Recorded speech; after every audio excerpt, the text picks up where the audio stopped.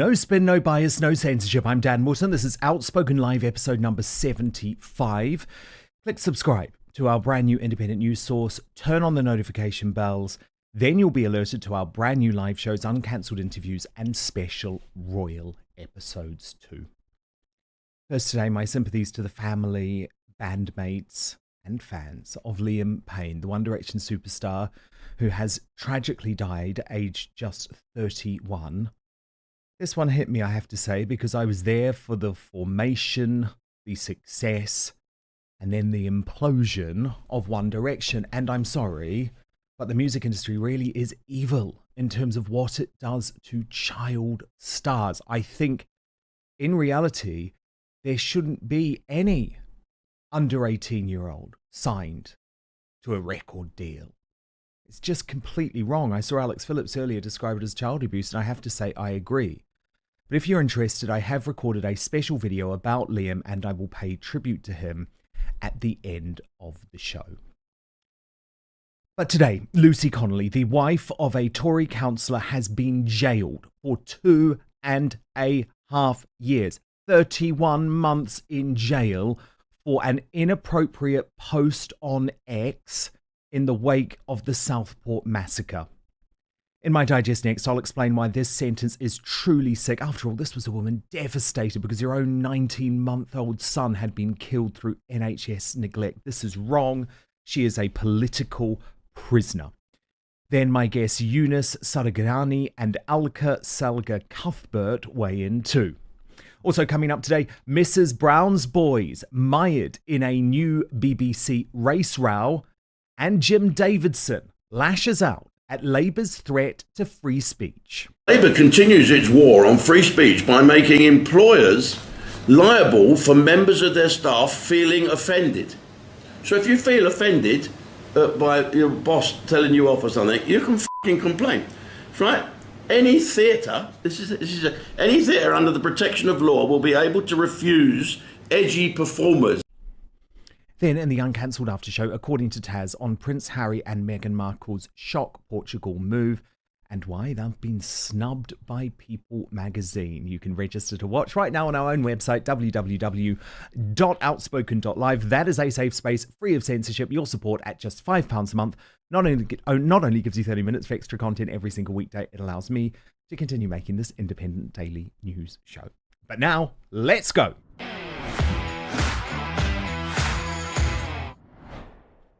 The UK is now a police state.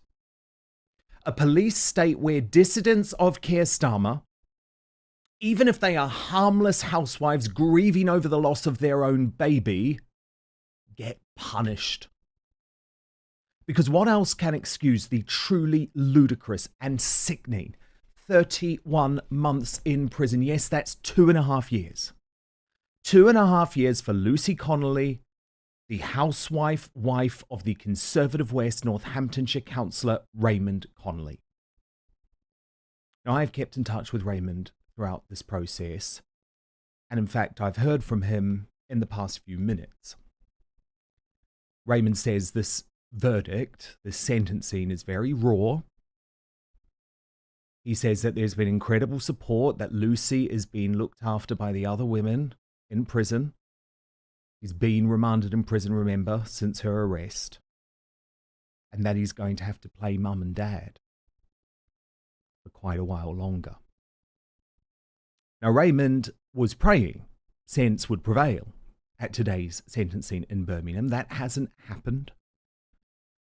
But I think it's important I show you what he has previously said of his wife, who, remember, deleted her ex-post soon after making it in the horror of hearing about 3 young girls stabbed to death in Southport at the Taylor Swift dance class. And I do need to remind you that the reason this hit home with Lucy is because she lost her own baby at just 19 months as a result of NHS neglect.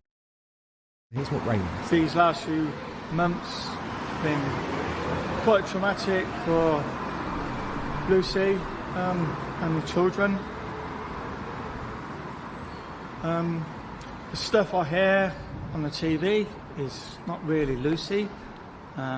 she's probably the opposite of what she's having to admit to, but she knows that she's overstepped the mark and there's consequences for it. So hopefully she'll be able to learn from this and move on with her life. What she said about it to you now, reflecting on what happened when she did? It's just a moment of, an upset housewife, really. Just seeing children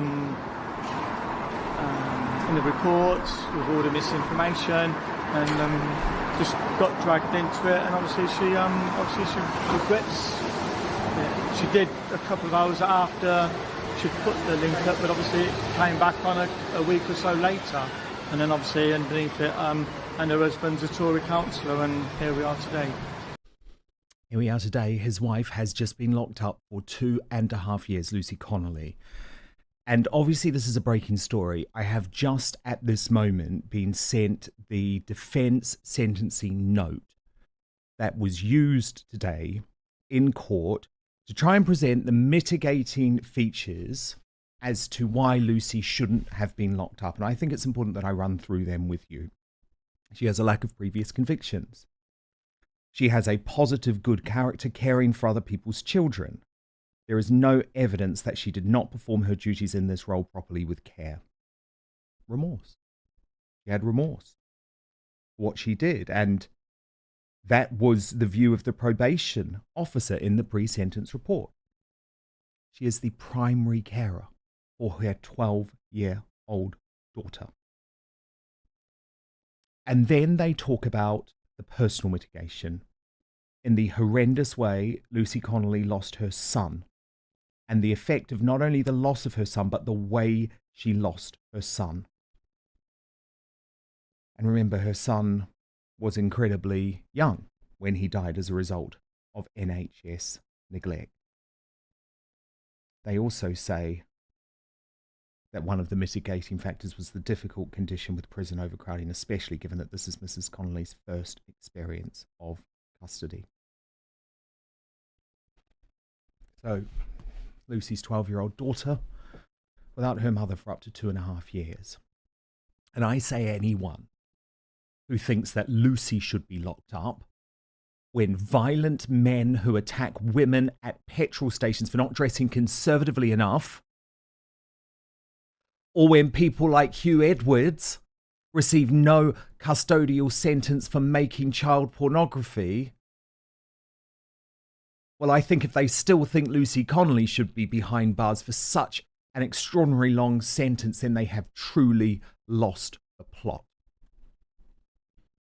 But the sick and twisted authorities are having to come for women like Lucy, one of just 400 so-called rioters or social media criminals who are being locked up.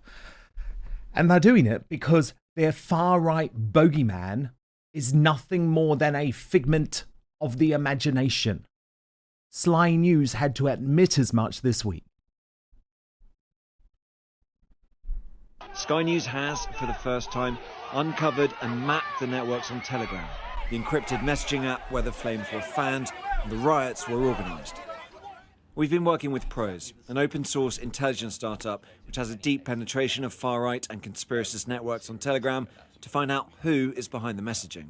One interesting thing we can see here, especially considering this is the first day, is that the source of most of the information that people are talking about on Telegram isn't British, English language communities.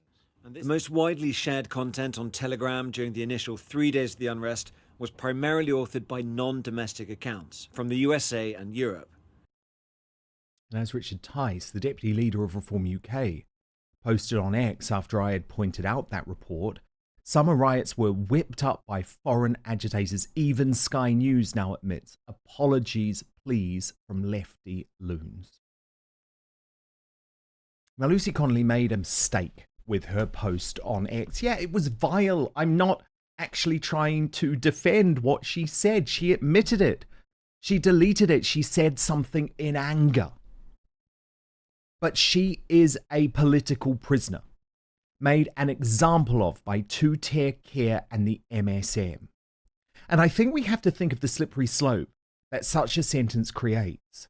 Because what Starmer is trying to do here is terrify his critics into silence. And for the moment, it may have worked. But I think the dam will burst soon enough.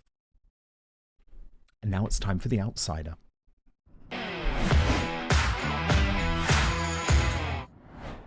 And I'm delighted to be joined today by Yunus Sadagiani. He is a contributor to Reasoned UK, who has launched his own YouTube channel, which I will be putting in the show notes. Yunus, so great to have you on Outspoken for the first time. Your reaction to Lucy Connelly receiving a 2.5-year prison sentence for an ex-post. Well, thank you, Dan, for having me on your show. I just want to say that I am so tired of this Labour government already, because they are going Yes. after people that speak about the problems rather than the problems themselves. And slowly but surely, we are heading to a tyrannical state where people are being jailed and thrown in prison because of an opinion. So one of the pillars of a free democratic society is the fact that we have freedom of speech. We can express ourselves freely, even though we might not agree with each other. And, you know, freedom of speech only applies when someone says something you don't like. All right, you know, the wording she used is not probably the best, and I don't necessarily agree with her 100%, but she should not be in jail for 2.5 years, because as you said, there are people that work for the BBC that have child pornography on their phone and they walk away freely. And we also have a lot of, you know, machete gangs and a lot of Islamists in the streets that set buses on fire, carrying machetes. Where is the justice for them? And it just seems to me, you know, it's two-tier policing. And soon, if we go down this rabbit hole, we're going to end up in a very dark place, because, you know, tyrants don't come and take control of everything straight away. It's these incremental steps towards tyranny. And, you know, I'm Iranian myself, so I have seen this happen after the revolution in 1979, where the government slowly but surely was taking back control of people. I know at first it was like, oh, well, women don't have to wear the hijab. And then after a year, they were like, no, women have to wear the hijab. And then they started enforcing it. And now, you know, women die in Iran if they don't wear the hijab because they get stopped by the morality police. And that's what you saw in the Mahsa Amini protests. So I just hope the Labour government will implode soon, because their, you know, approval ratings is tanking. And I hope soon we can move away, because they have 2/3 majority seats, and I just don't understand how you can get 1/3 of the votes but 2/3 of the majority. So, but they're imploding very fast. The Keir Starmer's approval ratings is, you know, going to the minuses now. And sure, hopefully I can see reform maybe, or, you know, the Conservatives have a leadership battle right now, but I'm a reform supporter. I used to be a Conservative, actually, but I'm reform now. Like a lot and of people. Hope, yeah, exactly. And I actually was working with reform on communication strategy during the elections. And you did very well. You know, I think, you know, reform is what we need in this country right now. I agree with that. And I do want to talk about the political situation in just a second, Yunus. But can we just, for 1 second longer, concentrate on this sentence? Because isn't it particularly shocking when you look at the priorities of who the government wants to lock up? And number one, we're actually meant to have a judiciary that is free of political interference. Well, Keir Starmer blew that out of the water over the so-called riots. He made it abundantly clear, did he not, that he was going to weaponize his experience as the former director of public prosecutions. So that's the first thing. But how can we, as a society, say, actually sort of look our kids in the eyes when we say you can go to jail for posting on X, but you will not go to jail for making child pornography? You will not go to jail as a man for beating up a woman at a police station because she wasn't in Muslim dress. That is, I mean, does that not represent the breakdown of a society? It does. And I think it's the woke mind virus that is taking over the West. You know, we're trying to be politically correct to the point of no return and to the point of harm. Look, sometimes certain things need to be said. I am quite famous for questioning Islam. and the Islamist, the rise of Islamism. I'm ex-Muslim. I come from a Muslim background, but I don't agree with Islam because I feel like there are certain parts of Islam that are deeply dangerous and they have no part in Western civilization or any civilization for that matter. And now we have the Labour government trying to outlaw or call it Islamophobia, the Islamophobia bill. And I actually made a video for Reason, which actually done very well. It got close to 500,000 views, where I actually open the Quran and go through the verses that are deeply problematic. And I was asking Keir Starmer, are we Islamophobic if we question these verses? It says it in the Quran, And, it's weird because I can say that because I come from Iran, I'm Persian, I'm Middle East, and maybe I can question Islam. But if someone like you, Dan, said it. You're a white man. If you Well, I question might be Islam, locked you'll up. probably go straight to jail. I might be locked up. And this is the chilling thing about the Lucy Connelly sentence. And I think you've raised a really important point, Eunice. Do you remember Christopher Hitchens? I think it was back in 2009. The late, great Christopher Hitchens actually predicted this. He actually predicted that we were going to get to a point where Islamophobia would become illegal. And what that means is that we cannot question some very disturbing aspects of this religion. So, for example, me as a gay man, I know for a fact that in lots of mosques in East London, near where I used to live, the young people who were being radicalized in that mosque were told that gay people should be pushed off the top of buildings. That is no exaggeration. That is literally happening. And so that's why I think I look at a sentence like Lucy Connelly's with horror, because yes, she expressed her feelings on the day of the Southport Massacre terribly and artfully. But I'm a free speech absolutist, and I think if we can't criticize religion, then we are effectively starting to give in to authoritarianism. Yeah. I really, really do believe that. Exactly. And Lucy Connelly wasn't making because she's been done for inciting violence, right?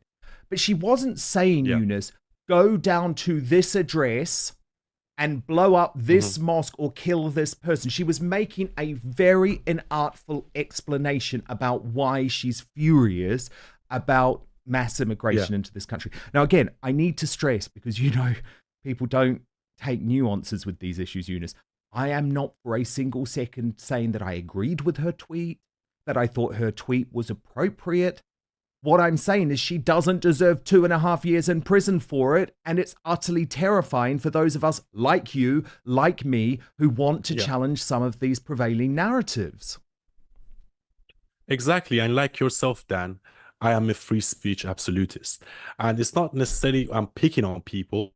I like to challenge ideas. I don't think there's any idea on the face of the earth that is beyond criticism.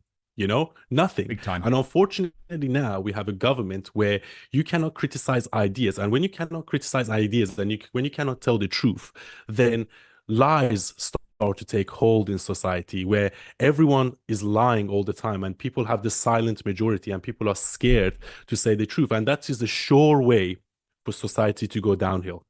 I've said this before, but there is a saying that says, save your society from three things: war, hunger, and lies. And the woke mind virus leads to lies, because people don't have the guts to tell the truth because they're scared they might be called Islamophobic, xenophobic, sexist, racist, you name it. And that's what they do. They use kindness and affection to hide their utterances and their dark sort of control and tyrannical narrative. And they try to pretend to be the good guys. But believe me when I tell you, at no point in history, the people that try to censor you were the good guys. Okay? Totally. People that are good, they believe in freedom of speech. They believe in... Because at the end of the day, like, okay, what do we have to lose? We have nothing to lose. Okay, let the truth be out. Let people speak. And if we're right, over time, our arguments should be strong enough to win. So people that try to censor you, deep down, they probably know they don't have a strong enough argument. And by silencing you and by trying to marginalize you, they try to stop you. And, it's a fear mongering, or it's a fear tactic, because now a lot more people are going to see this case and they'll be like, okay, I'll stop commenting on illegal immigrants. I'm not going to criticize the government. Exactly. Okay, so look, let's talk about the political solution, because you talked about Reform UK, you backed them and helped strategize with them during the election campaign. Some fascinating figures emerging, Eunice, over the past 24 hours. Look at this headline in the Daily Telegraph. Voters now more positive about reform than Labour. Some 29% of those surveyed took a positive view of Farage's party compared to 27% for Labour. And then we have Rupert Lowe, one of Reform UK's MPs, predicting that there will be a Reform UK government at the next election. Is it possible? Do you dare to dream, Eunice? Well, I certainly hope so. However, we have a first past the post system, as you know, and unfortunately, I feel like that rigs the system. Even in the last election, Reform had 4.1 million votes, but only they got 5 seats, which is ridiculous. They should get at least 150 seats, you know, and Conservatives got 6 million and Labour got close to 10 million. So Reform are already halfway there, and you know they really got going like a month before the election. So now they have 5 years to build that momentum. But then the problem is that we have a first past the post system in which Reform is probably going to finish either first or second across the country, but then somehow end up losing. I feel like in order for Reform to win, there needs to be a deal with the Conservatives, because the Conservatives are imploding. More and more Conservative voters are leaving the Conservative Party to go and vote for Reform, and I am one of them. But because they are the Conservatives, they're like, okay, we'll wait for Reform to implode. But I don't think Reform will implode. So it's a losing strategy. And I think actually the country is center-right. The country is not center-left. However, the vote on the right has now been split into two, between Reform and Conservatives, which gives the advantage to Labour.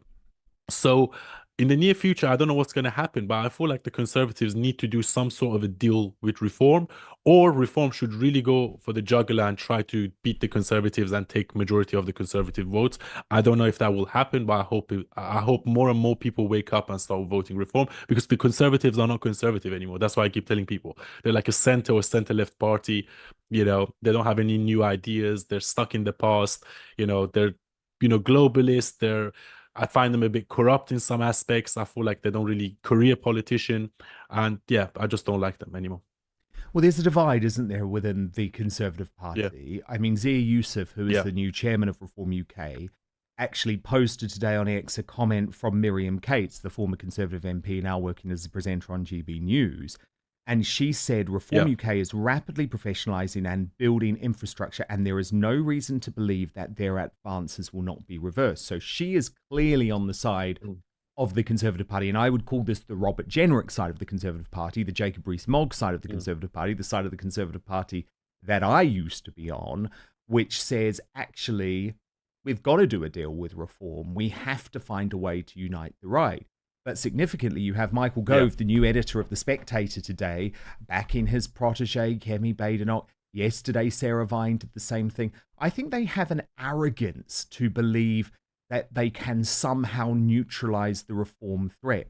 But personally, I think that is naive, which is why I back Jenrick, because what I would like to see is a deal, not necessarily a merge. But there is a world, isn't there, where you could allow Reform UK to focus on the seats where they're second to Labour and take the red wall, and then you could allow a more moderate Conservative Party to fight the Lib Dems and try and retain the blue wall.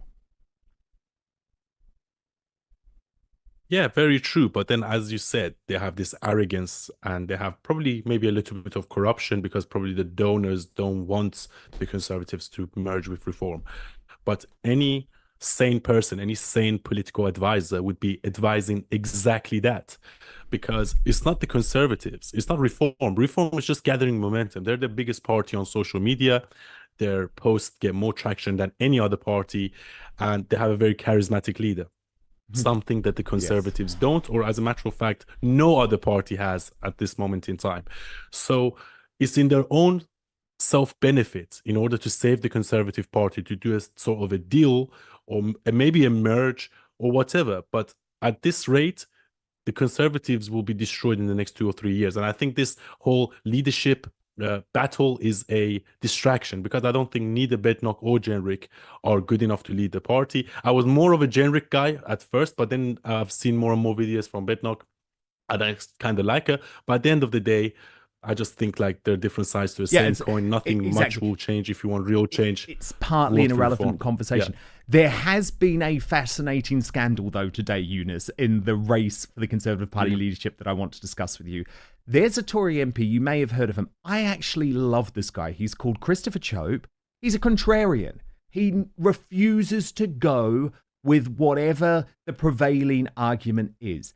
And I like that. We need people like him who are going to question the narrative. And where Christopher Chope gained my respect forever is that he was one of the only MPs who questioned the vaccine rollout and who was there for the vaccine injured. When I was part of Mark Stein's vaccine injury special on GB News, the victims of the vax, who was the only MP in the audience, Eunice? It was Christopher Chope. But today, the mainstream media are hysterically rounding on him because of an interview he's given with ITV. And let me set this up. So he is asked about whether he's going for Badenoch or Jenrick, and he's a supporter of Robert Jenrick. And he says that one of the reasons is because that Kemi Badenoch is too focused on her family. Now, the background to this is that Badenoch literally went on holiday earlier this year when there were hustings going on. So he's trying to say, I think, that she's a bit lazy. But obviously, it's been blown up into a massive sexism storm. So now that I've set it up, let's have a look at what he had to say. And Eunice, I'll get you to react off the bat. I myself am supporting Robert Jenrick because I think he's brought more energy and commitment to the campaign, and being leader of the opposition is a really demanding job. And much as I like Kemi, I think she's preoccupied with her own children, quite understandably. But I think Robert's children are a bit older, and I think that it's important that whoever leads the opposition has got an immense amount of time and energy. Sorry, Christopher, can I just clarify that? You're saying that a woman shouldn't be standing to be leader of a political party because she's got young kids? I'm not saying that at all. I was one of Margaret Thatcher's strongest and staunchest supporters. What's giving you that concern, though? Well, what gives me the concern is because I understand from talking to colleagues that Kemi spends a lot of time with her family, which I don't resent at all. But the consequence of it is that you can't spend all your time with your family as at the same time being leader of the opposition. Eunice, are you mortally offended? No, I'm not, because he makes a valid point, whether we like it or not. Women tend to burden most of the reproductive responsibilities, and that's just nature's call. It's not my call or your call. It's women are the ones that have to get pregnant, and usually the infants and younger kids are more attached to their mothers rather than their fathers. However, as I was saying earlier, I don't really trust Jenrick. I am starting to lean more towards Badenoch. Because of her policies. I've seen some more recent videos of her. I actually like the fact that she says the things that she says, and she's a black woman, because you would think she would play identity politics. But that's why I like the right more than the left, because people on the right don't like to play identity politics. However, he makes a valid point, but at the end of the day, personally, I don't care. I feel like if she's strong enough to be able to stand in competition, then she's strong enough to lead the party. Jim Davidson, my friend, the controversial comedian, although I don't find him controversial, I just think that he talks common sense. Eunice, he is becoming one of, I genuinely believe this, one of the sharpest opponents of this Labour government, because you know Jim Davidson has a huge following. Sure, he might be cancelled by the mainstream media, but that doesn't matter now because he has his own Ustream platform. And he has decided to take on Labour directly and take on Keir Starmer directly in the way that only he knows how over this issue of the crackdown on free speech. Have a look at that. Let's go on about this Labour Party lot. Have you ever known that people fuck up so much? It's a joke, but you know, this is it's a strange old time that we're going through. They want to cut down on free speech. And so they'll bring out a law. Anyone that says anything about anyone, anywhere, in the workplace, if you say something that causes offence, you can be nicked for it. So what if someone that doesn't like me, and there's a few, and don't you worry about that. I've seen on some of the comments, you know, when it was advertising the stand-up show that's on now, on here. Oh, the dinosaur, I thought he was fucking dead, never been funny, all that. I answer them back. Why don't you fuck off? I do all that and start arguing with these people. I'm not as witty as James Blunt. And they annoy me, all these dodgy people that do that. And why watch me in the first place? If, oh, he's a dinosaur, never was funny, he's just a thug. Bloody cheek, isn't it? So any of them can now complain and say, I was offended by what he said, so much more that it's affected my mental illness. I've got ADHD, PSD, PF, MGB, GT, and so that's it. It's daft. But he wasn't finished there. He wasn't finished there. Labour continues its war on free speech by making employers liable for members of their staff feeling offended. So if you feel offended by your boss telling you off or something, you can fucking complain, right? Any theatre, any theatre under the protection of law will be able to refuse edgy performers, and she's put in brackets like you, Jim. You know, I'm not edgy. In case a member of their staff gets the ump, right? And they're protected by law. Yeah. You know what I mean? It's anyone that's in a pub and tells a dirty joke or says something can be reported for upsetting the barman. What the fucking hell has happened here? Do you know what? Sometimes when I get to a theatre and I do the sound check and I see during the sound check the front of house manager is giving the brief to the volunteers, you know, the usherettes and people like that. And I always go up to them and say, look, and they're not nice little old ladies, aren't they, from the Women's Institute? They look a bit like that. And they say, I'm ever so sorry about what you're going to hear. Oh, don't worry about us. No, I say it's quite filthy. You're probably best when I'm on to wait outside. At least they've been warned, but they all flock in. They all love it. But Eunice, he is so right to be calling out Labour, isn't he? Because it is this creeping, dystopian, authoritarian move to destroy free speech. I mean, they've already done it on universities, Eunice. That's already happened immediately under the Labour government by getting rid of the free speech bill. Now it moves to the workplaces. This is insidious. It is 100%. And Ricky Gervais, the famous comedian, I love he has him. a famous line about this. And he says, just because you're offended doesn't mean you're right. And I want to get this through people's skull. Just because you're offended by something doesn't put you in the right, and who decides what's offensive? Who decides what's true? Who decides what can cause offense or what can upset us? Because people are offended by anything nowadays.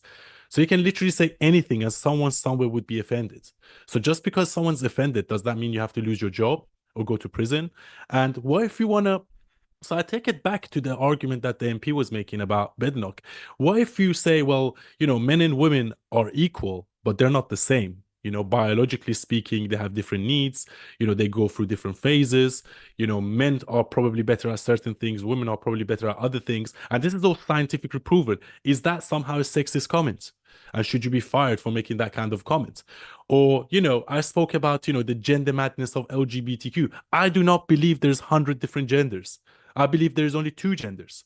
I mean, you can be gay, you can be lesbian, you can be bisexual, but this whole idea of LGBTQ and gender fluid, in my opinion, is just nonsense. So is that somehow homophobic to say that or think that, even though it's supported by science? So it's a very slippery slope that we're going down, Free speech is one of the pillars of democracy, is one of the pillars of the first world. We are slowly deteriorating to become a third world. And they're using kindness and understanding, which is the most manipulative way to, take free speech away from people. And we can see it happen under the Labour government. And us as people should stand up to this. We should not give in. We should keep speaking. We should protect platforms such as X. You should carry on what you're doing, and I will carry on what you're doing. And we are the resistance to this tyrannical government. We are, and you're so right, by the way, Eunice, to raise hiding behind the Be Kind movement, because I always think of Jacinda Ardern, who is tyrannical, actually, and proved that she was tyrannical during COVID, but she says, I just want to spread kindness. At the same time, she does the absolute opposite of kindness in terms of her policy, while telling the population, we are your only source of truth. well, actually, no government should be our source of truth. Our job is to challenge the government, is to challenge Keir Starmer. And that means actually sometimes not wanting political opponents to be locked up for free speech.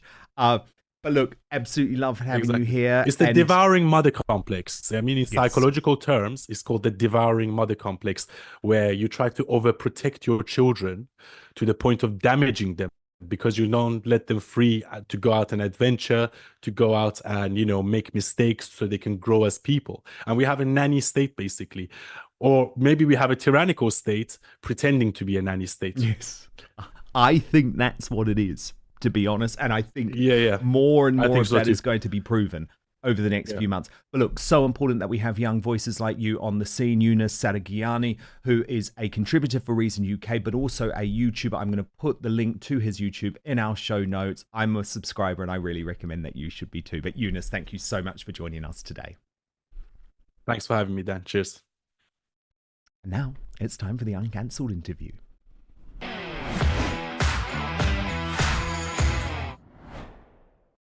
And I am absolutely delighted today to be joined by Dr. Alka Sehgal-Cuthbert. She is the director of Don't Divide Us, as well as an educator, academic, author, and campaigner. I heard her speak very recently at the 3rd anniversary of the Together Declaration and was incredibly impressed. She believes passionately in the essential importance of impartiality in education and this is the important thing, as a prerequisite for the civilized conversations necessary for democracy to flourish.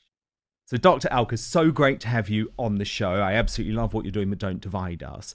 But actually, it's the most important day for you to be here, really, because we see Lucy Connelly jailed for 2.5 years, a housewife. Now, based on what you say, I think you would agree that her post on X was definitely not a civilized conversation. It was a post that was made in a lot of anger, in the heat of the moment after what happened at the Southport community with the slaughtering of the 3 young girls at the Taylor Swift dance class.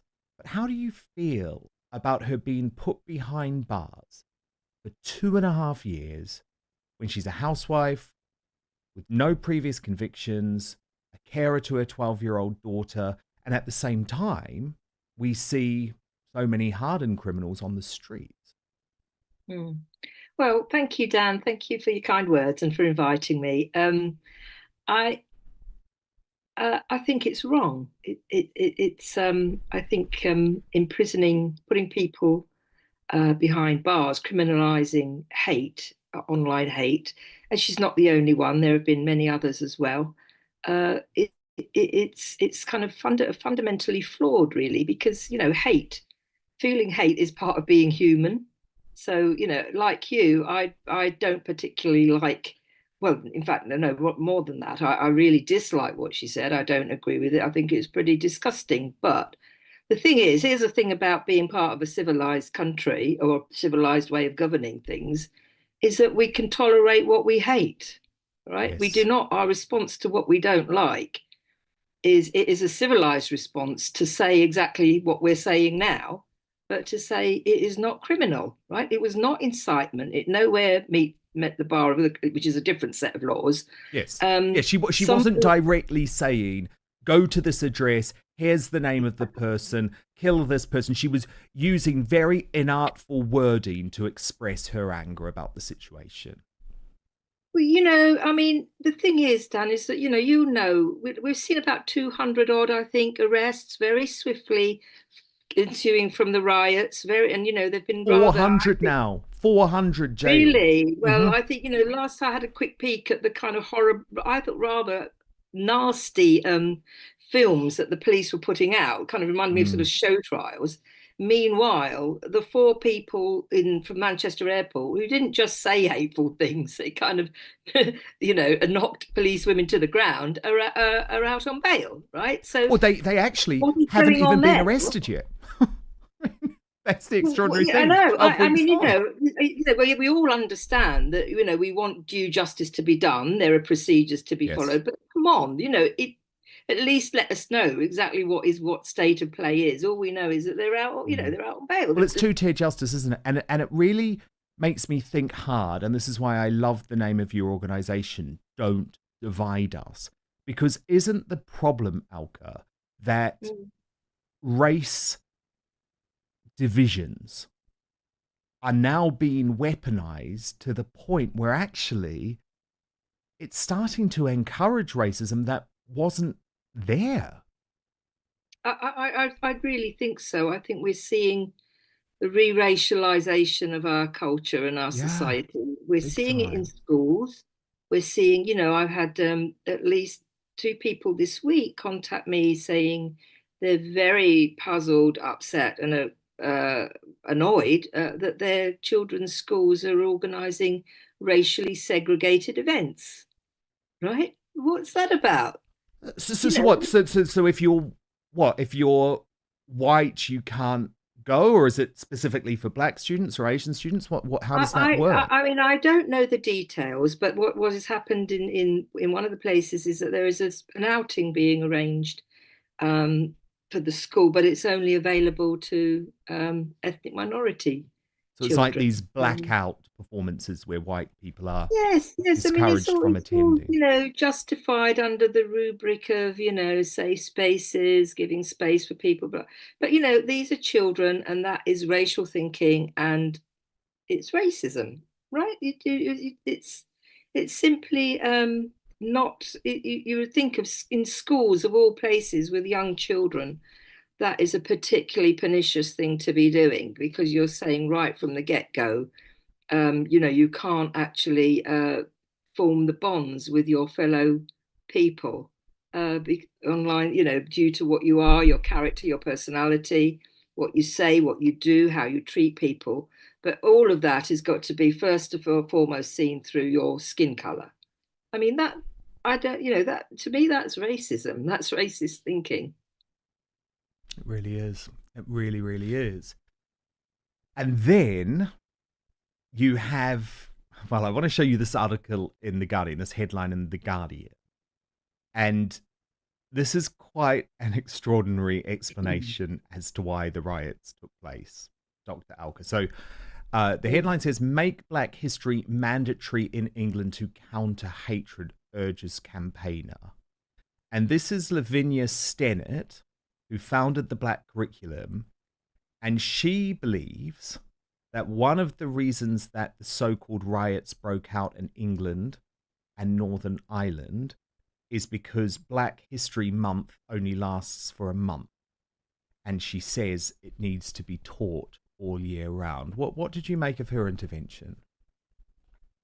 2 things really, Dan. First of all, I think it is putting the cart before the horse, because she's saying it's lack of race thinking being taught in schools that is the problem, whereas I actually think that it's the presence of so much racialization of the curriculum, and encouraging teachers to continually be aware of racism, unconscious bias, etc., that I think is encouraging the kind of the silencing of people being able to speak, the chilling of people being able to speak and communicate freely, that is adding to the frustration that may well have contributed to the riot. So we don't need more of it, we need less of it, right? And then the second thing I think about, especially people, well, I don't think Lavinia Stennett has actually ever been a teacher or an educator. And I think she set up this company after she did her degree at ZOAS that I don't believe was in anything to do with education. But this is like the justifying the kind of the legitimacy of expert cliques. Like racism is something so complicated, and that you might all be racist and not even be aware of it. So we, the experts, need to make you aware of it. So it's very anti-democratic, and I mean it's patronising. It should not be in schools. No, it shouldn't be. I mean, I am the generation, Dr. Alka, that was brought up to believe in a colourblind society. And the thing is, I know that if you're taught in school to believe in a colourblind society, and it doesn't matter what colour your classmates are, actually, it's the best way to discourage racism, which I never even thought about, to be honest, probably in any depth until the Black Lives Matter movement started to explode. But race seems to now pervade so many areas of society. And breaking right now, the Mrs. Brown's Boys race storm has grown. So we spoke about this earlier in the week, but this is about Brendan O'Carroll, who is the star of Mrs. Brown's Boys, making a joke at a cast read-through. So it wasn't in front of any members of the public or anything like that, but at a cast read-through where he used an implied racist term. Now, this is really interesting to me because they're not saying, the Daily Mirror, that he used the N-word. They're saying he made a joke which in some way implied the N-word. Now what's happened is that the BBC have issued Brendan O'Carroll with a final warning after a black crew member quit in outrage over the joke. So this raises so many issues for me, Dr. Alka, because first you have the issue of comedy, right? Comedy is meant to be offensive, and I totally sign up to the Ricky Gervais view of the world, which is that just because you're offended about something in a comics act, it doesn't mean necessarily that you're right, because the whole point of comedy is to shock and horrify. But in this case, what's interesting to me is he didn't use the word. They say he implied the use of the word. Yeah. What do you make of it? This is, I think you have to bear in mind, this is coming very shortly after we've seen the teacher Mariah Hassan being cleared in court for using racial slurs and on the placard on the pro-Palestinian, anti-Israel demonstrations, and that was because she was a teacher, she was voicing the right opinions, and in the right opinions justified as satire or irony, or one academic, one race grifter, in my view, academic, tried to call it, political critique. I mean, that's really a low bar for political critique. But, that was justified. Calling Suella, having pictures of Suella Braverman and Rishi Sunak with coconuts there is like, okay, that's not a racial slur. And this is, and I mean, the thing is, rather than get into wasn't it, it was, in both cases they are racial slurs.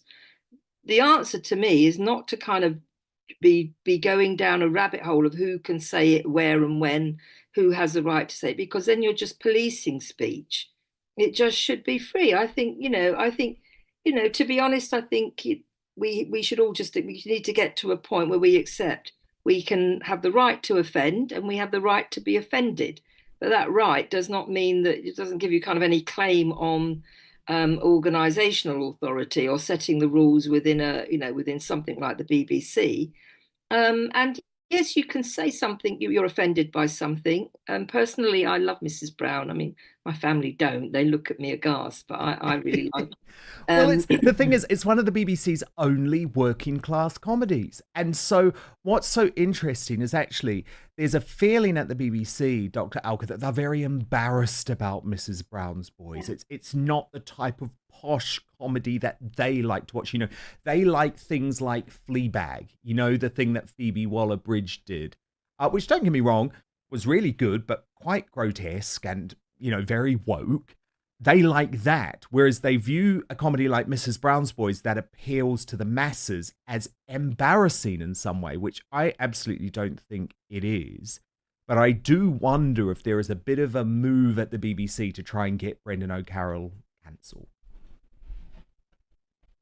Well, I mean, I don't know, but I think you're absolutely right about the kind of nervousness and squeamishness that the clerisy, and I'd include the kind of leading people at the BBC in that, feel about, everyday life, ordinary people, the way we speak, the way we, the way we eat, the way we bring up our children. All of that is kind of, you can see we've had quite a few years of that trying to be kind of managed and nudged in the right direction so that we become more like the cliques of the middle class think we should be, which is the opposite of a kind of democratic, open, free and tolerant society. So, even though you can think, well, taken in isolation, these little things, you think, oh, it's just one comedian or it's just one show. But it is, you can see a kind of accumulation of things happening at a kind of cultural and under the surface kind of moral judgment. There's a kind of process of moral stigmatization going on here. I mean, as it happens, I like Fleabag as well, but I love Brendan Carroll. And, I could watch, you should watch a comedy.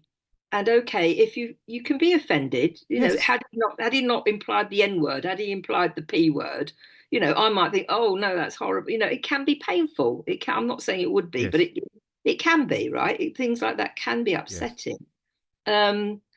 But the thing is that it's not, we can't run society according to how we feel as individuals. You have to think, what is the best for the overall? What is best for all of us? And it's not going to be best for all of us if we just say we're going to try and measure offence, because offence is subjective. You can't organise everybody around that kind of principle. So you think, okay, offence is the price we pay for being in a democracy, for being in a free culture. I don't think we can accept anything less. And it is so interesting when you think about the fact that actually the BBC tends to be uber woke when it comes to issues like this, but obviously they have a track record that involves people like Hugh Edwards and Jimmy Savile, so it's all quite ironic. But look, Dr. Alka, don't go anywhere. Stand by, because in just 1 minute, I want to talk to you about the reparations debate. This has obviously exploded thanks to King Charles's forthcoming trip to Australia and a certain meeting with the Prime Minister of Barbados. So don't go anywhere.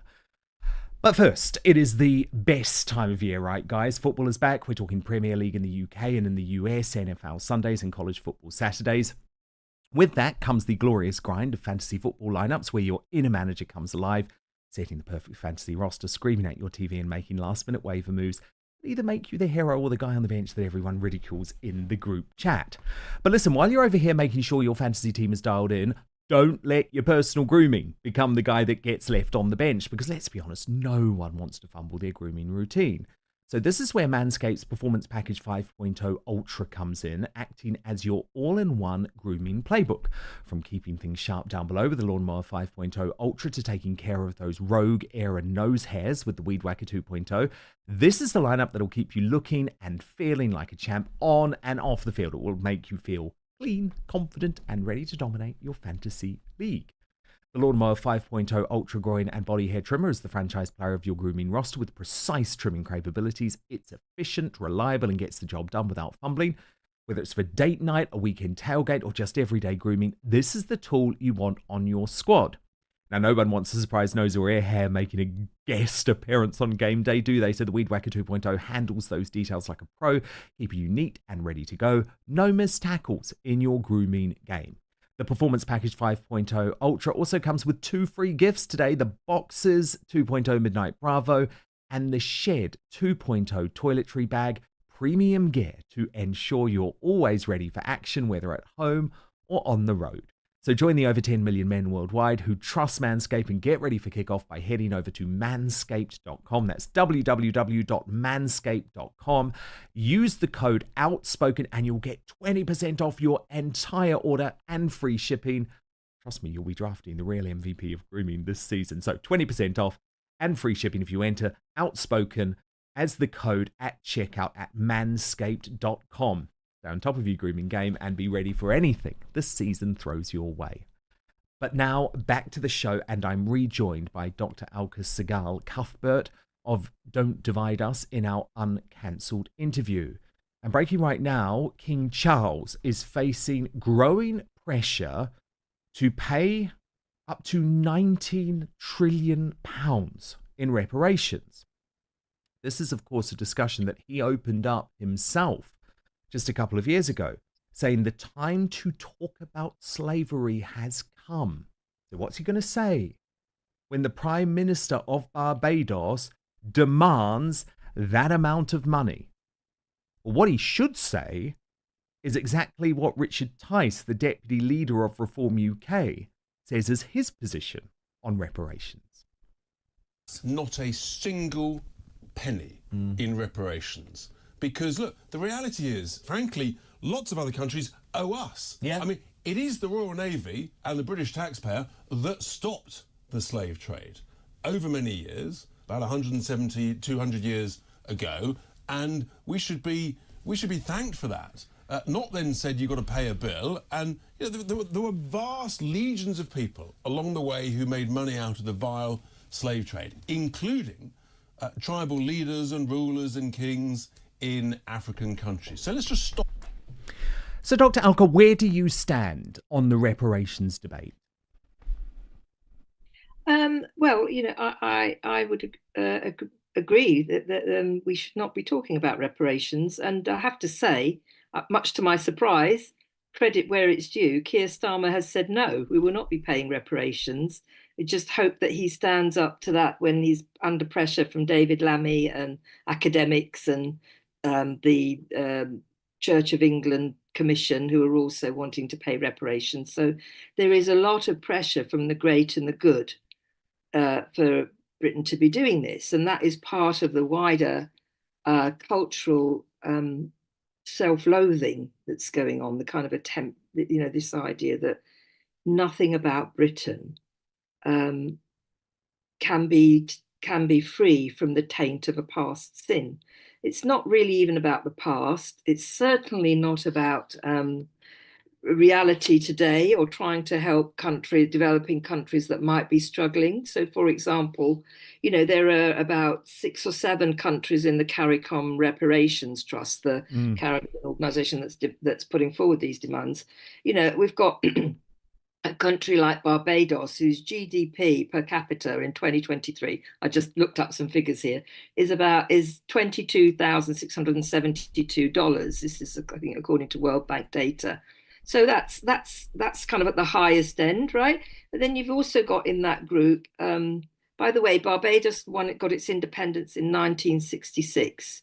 You take a country like Haiti, which is also in that group, which got its independence in 1804, and its GDP per capita is 1,693. So there's a huge difference there. And you would have thought that if you were concerned about trying to improve the lives of people who need it, who are in countries where development, for whatever reasons, is less than it should be in order to provide a decent life for people, then you kind of ought to be looking at things happening today, at trade deals, at the way global corporations work, somehow, often to the detriment of weaker, smaller countries.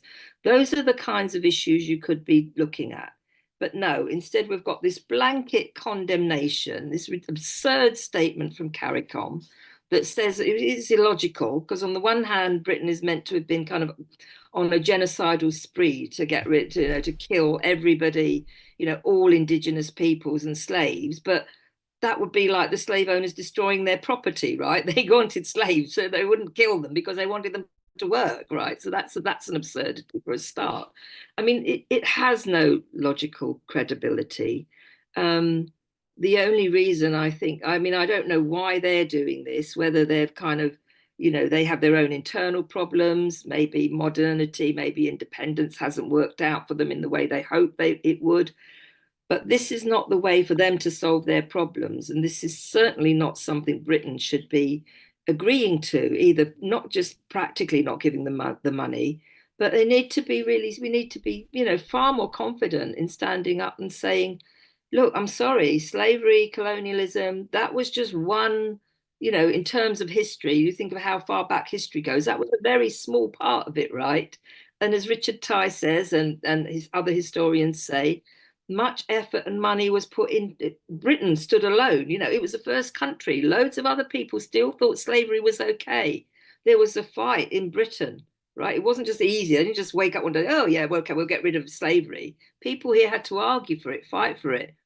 People saved, ordinary working class people in the north of England saved money to buy the freedom of Frederick Douglass when he was over here from America, right? So this is just a complete attempt to morally stigmatize what Britain is today, right? And it's a very disempowering, cruel, emotionally and morally and cruel thing to do, and politically very dangerous, because it will just fuse a kind of fractious grievance, lack of solidarity that we're already seeing in our society.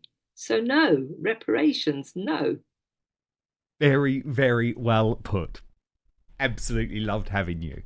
That is Dr. Alka Sehgal-Cuthbert, who is the director of Don't Divide Us. And I hope you come back to Outspoken soon, Dr. Alka. Thank you, Dan. Now, I want to end today by paying tribute to Liam Payne, the guy who I knew. And I think possibly the most lovely thing I've seen over the past 12 hours, because there's been a lot of horror online. I mean, could you believe that TMZ posted a picture of his dead body showing his tattoos? Could you believe that the Daily Mail is trumpeting pictures inside his hotel room? There's a lot of grim stuff out there about Liam Payne. But after I heard this news last night, the thing that gave me a lot of hope and a lot of positivity in the darkest of times, because this is a real tragedy. And as I said, I have made a separate video, which you can find on my YouTube page right now, about why I think the music industry, the evil music industry, has a lot of blood on its hands over Liam Payne. But it was the videos I saw in the days before his death where Liam Payne continued to give so much of his time and so much of his heart to his fans. And I wanted to share one of them to end the show with today. You saved my life. Oh, thank you. Aww. Hey, we're going to take cool pictures. You see this, right?